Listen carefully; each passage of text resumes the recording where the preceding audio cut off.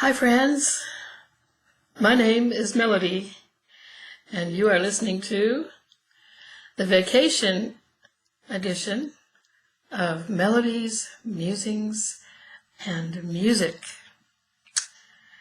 And I'd like to invite you today. I'm here at a beautiful Airbnb nestled into the Sierra Nevada Mountains near the Tahoe National Park.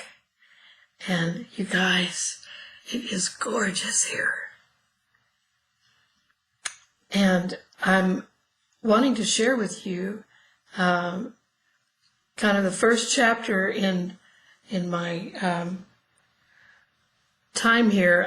I'm here for 2 weeks. Today is Friday, so it's the end of the first week. And I wanted to share with you an experience that I had this week that was,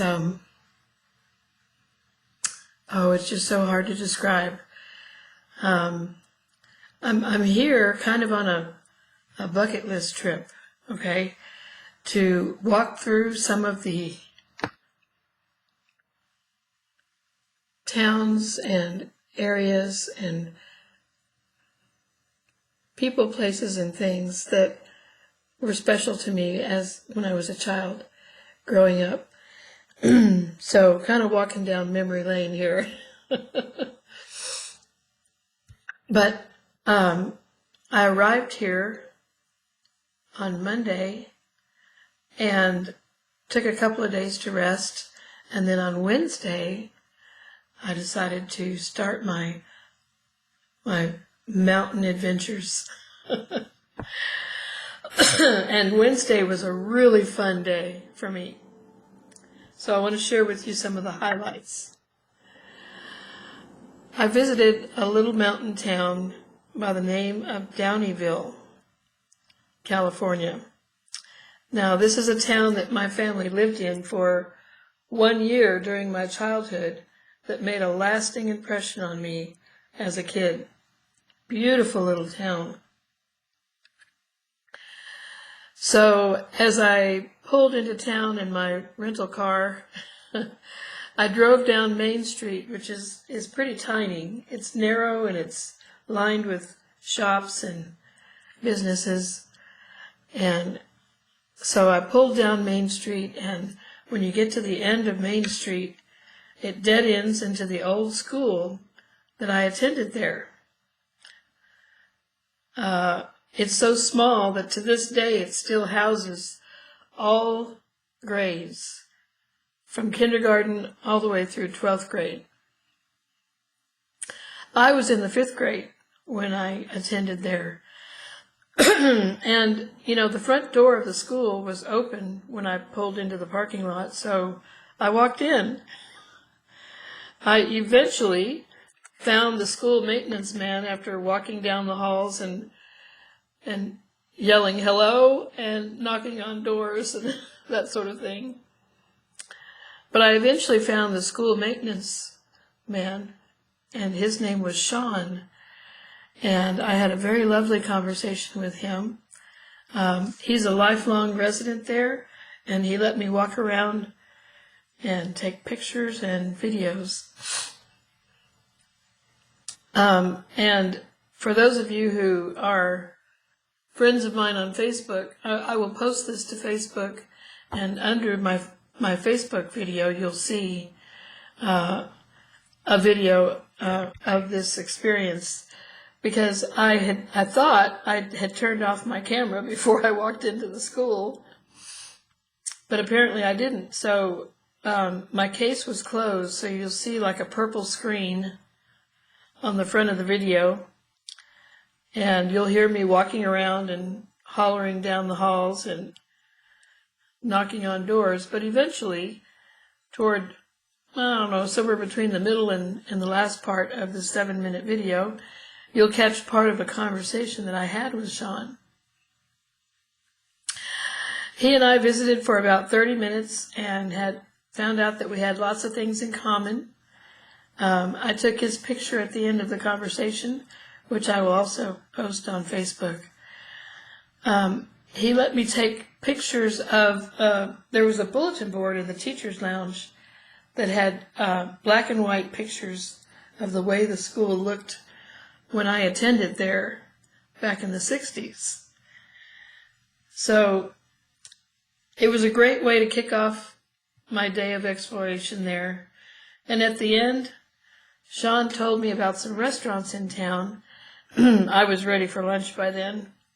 And he recommended a place called Jada's. So I said goodbye to Sean at the school, and I headed for Jada's. He told me, be sure to get there before 2 o'clock because they shut off after 2. And while I was there at Jada's, I met 3 more lifelong residents of Downieville, the waitress and 2 customers who were women about my age.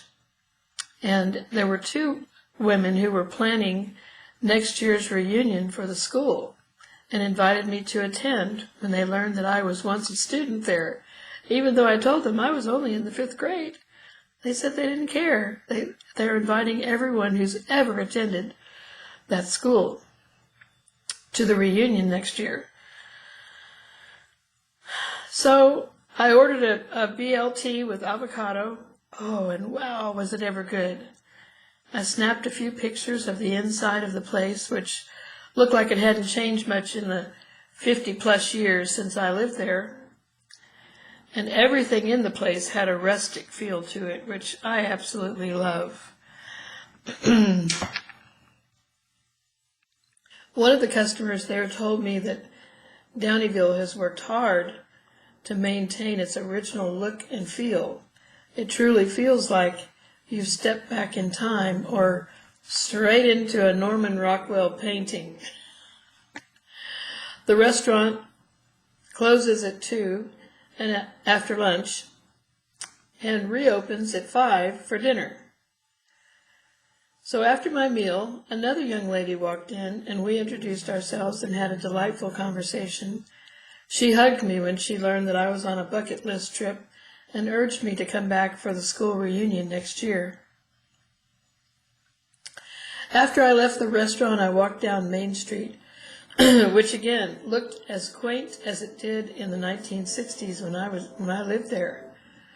I stood there on the sidewalk and stared at the houses that were perched on the side of the mountain in front of me, far above the town. And I tried in vain to identify the house that my family used to live in. I narrowed it down to 1 or 2 that I thought it might be. But at our house, we had picture windows that looked out over the town, and it was just a beautiful view. So I couldn't quite identify which house it was, and I had thought about driving up the hill to see if I could find the house, but decided against it because the steep grade of the road was not 90 degrees, but pretty close, somewhere in the 80s. And it used to always scare me as a child when my parents drove up that road, because I used to think our car was going to flip over backwards when we were climbing up the hill, or plunge to the bottom of the hill if our brakes went out when we were coming down. I used to walk that mountain daily to and from school, but at my current age, and due to the high altitude and the limited oxygen and the heat, I decided not to chance it.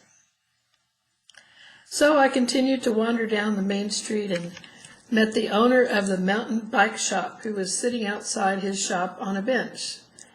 He told me that Downieville has become the mountain bike destination of choice for many mountain bikers, not only in California, but all over the country. There are several annual events and competitions that take place there every year. This man offers an outfitting service that provides guides, supplies, and gear for all things mountain bike related. I told him about my desire to buy a bicycle recently, and I have had this recent desire to have a bicycle again. But I joked with him that it might be kind of challenging to check a bike into the baggage department at the airport. I do plan to purchase a bike online, but I will need professional help to assemble it.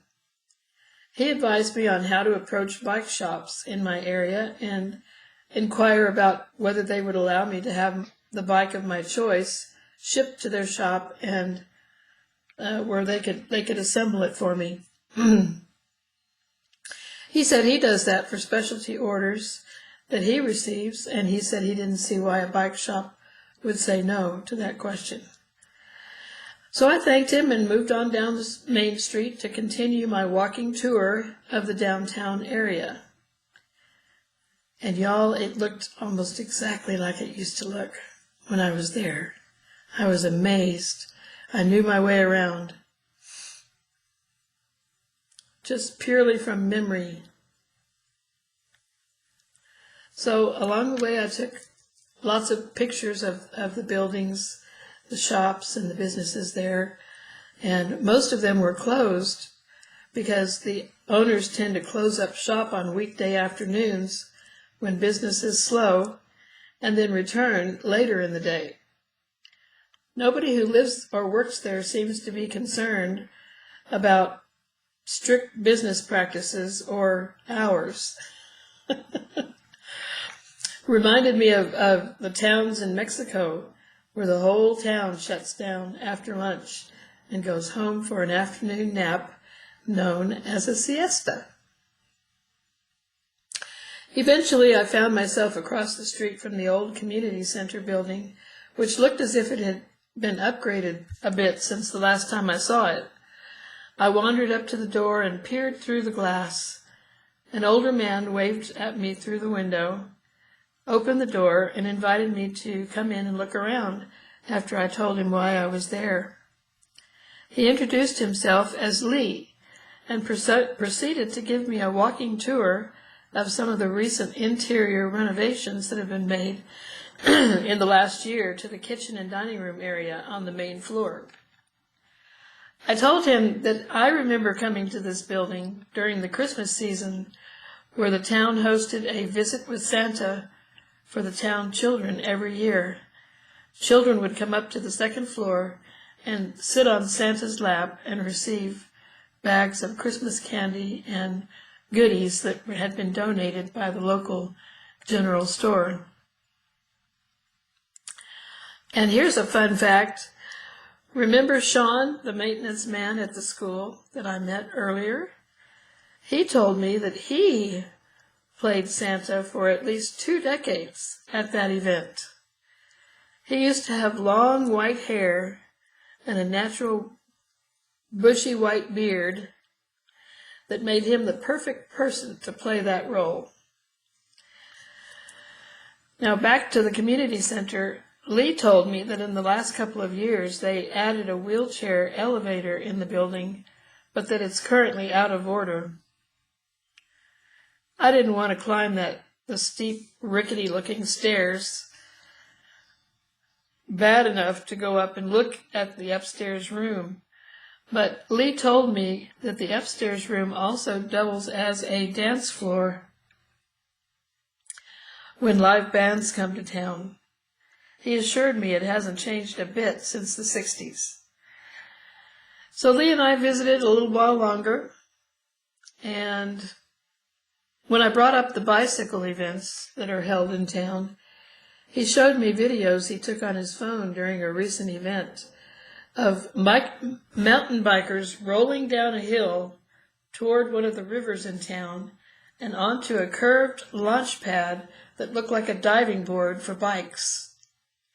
The bikers raced downhill, gathering speed, and then plunged off the end of the platform into the river while still on their bikes.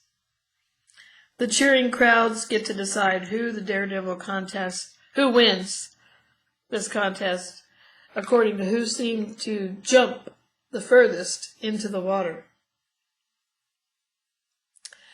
Lee also told me about the bears in the area, and we discussed the first bear casualty that occurred last year when a local woman was killed by a bear on Main Street. Lee told me that she was known for feeding the bears, something that is generally discouraged because of the potential danger of injury or death. I thanked Lee for the tour, left the community center, and continued walking down the opposite side of the street toward my car. It was mid-afternoon by then, and I was getting hot and a bit tired of walking by now. But I continued snapping pictures of the local shops and then sat on a bench to rest before exploring the historic bridges that cross both rivers that run through town. This is so cool because this town sits down in the base of mountains. There are 3 mountain ranges that are around it, and then one side has a road that leads into the town. And at the bottom of the base, which, is like a bowl, there are 2 rivers that run. They cross each other in this town, and that's one of the things that made it special for me when I was young. So after I rested on the bench, I walked across one of the old bridges in town and took some video of the racing water that runs below it and the area around it. If you're on my Facebook page, you can see the footage of this video that shows the actual river itself. So I walked the length of the bridge and then headed back to my car. One thing I had forgotten about both bridges in town is that they are only one way. So only one car can drive across the bridge going one direction. If somebody approaches from the other side, they have to wait until that first person gets across, and then they can drive their car going in the opposite direction. So when I got back in my car, I continued to snap pictures of the far end of Main Street that I was too tired to walk. There was a theater, a boutique shop, a grocery store, and a pub on the corner. I decided to drive across the second bridge and observed groups of young people climbing the stairs next to the bridge that led down to a designated swimming area at the ground level, and there were families down there swimming in the river, which I'm told is pretty ice cold, even though it's the middle of the summer now. So I didn't go down there this time, but I'll be back to try that out the next time I go through there. I also noticed that there's a couple of new motels and inns that have been built next to the bridge, nestled into the side of a cliff overlooking the river since I last saw it. And beyond the bridge, there's a neighborhood with lots of small homes packed densely together and very narrow roads and streets with very little parking anywhere. And beyond the residential area was the entrance to the Tahoe National Park hiking area. I waved at a couple of hikers from my car who were sitting next to their car eating a picnic meal in the parking lot as I turned in to turn around and head back in the direction I came. As I approached the road that serves as the only entrance and exit into this picturesque town, I noticed a few more businesses. There's only one gas station in town, and it's right there at the entrance of the town. There's another restaurant that had tables and chairs outside on the sidewalk, and another building that contained a government office and a laundromat. It was late afternoon by this time, and I was ready to head back to my beautiful Airbnb. And I figured if I left now, I could arrive there before dark. The winding, narrow mountain roads between Downieville and the town I'm staying in are hazardous enough to drive during the day when the sun is shining. I didn't want to risk driving them after dark. So I bid goodbye to Downieville for now in the rearview mirror and headed back in the direction of my vacation rental home, which is an hour's drive away. I'll return on another day during this trip when I plan to go to a very special place. It's a mountain day camp that has picnic tables, a beach area, and a beautiful pond with smooth sand, white sand on the bottom. And it is fed by the melting snow that comes down in the springtime. So even in the middle of summer, that pond is rather cool. I plan to spend an entire day there working on my summer tan while floating around the pond. You know, my family used to visit there often in the summers of my youth. And I know that I'll be going back through Downieville because in order to get to this pond, you have to go through Downieville. There's only one road that takes you there and back. So I'm going to go make that another day trip, but I'll start a little bit earlier in the day so I'll have more time. So overall, my visit to Downieville was a delightful experience. What struck me most on this visit was the fact that almost nothing had changed since I laid eyes on the town when I was young. This fact was confirmed by many of the people I met. They are proud of their little town and the gold rush history it represents, and they have worked hard to preserve as much of the original look and feel of the town as possible. I truly hope that someday my children and grandchildren will have the opportunity to visit here with me someday. It's almost like visiting a movie set for an old Western movie. I could see in my mind's eye what it must have looked like when the horses were tied to hitching posts outside the shops in place of the cars that are now parked there.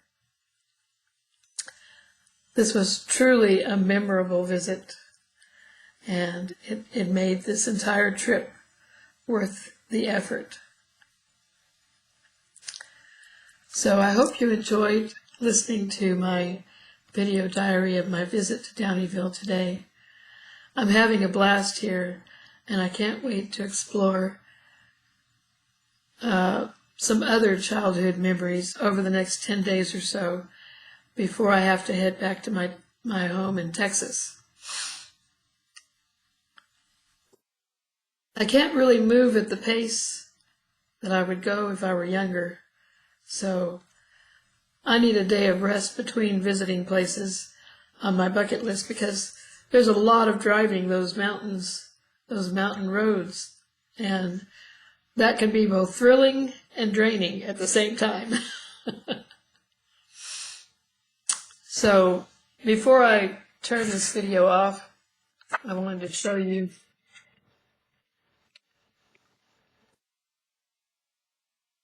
this is the scene that I'm looking at every day from my dining room window.